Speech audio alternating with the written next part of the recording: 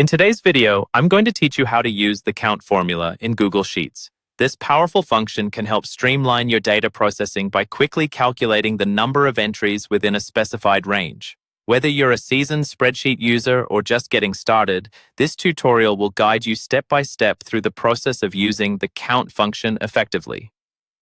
To begin, you'll need to open an existing Google Sheet or create a new one where you want to perform your count operation. Simply navigate to your Google Drive, find the spreadsheet you want, and open it. If you're starting from scratch, click on the New button in your Google Drive and select Google Sheets to get started. Once your sheet is open, locate the cell where you want the count result to appear. For this demonstration, we'll be working with cell D14. You can easily find it on your sheet grid, and clicking on it will select it. This is where the magic will happen. Next, it's time to input your formula. In cell D14, you need to type in the formula exactly as follows: equals count, open parenthesis, D2, colon, D11, comma, F2, colon, F11, close parenthesis. What this does is instruct Google Sheets to count all the numbers present in the cell ranges D2 through D11 and F2 through F11.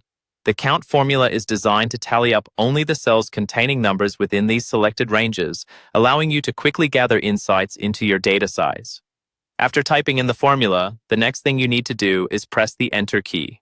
This crucial step will execute the function, allowing Google Sheets to perform its calculation. Once you hit Enter, you'll see an automatic update in cell D14, displaying the count of numeric entries it discovered within your specified ranges. Here are a few tips for using the count function effectively.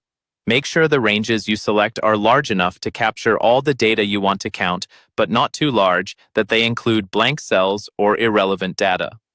Moreover, remember that the count function only works with numbers, so if you're trying to count text entries, you'll want to use a different function like COUNTIF instead. Lastly, practice makes perfect. Experiment with different ranges and conditions to see how the count function can best serve your needs. And there you have it.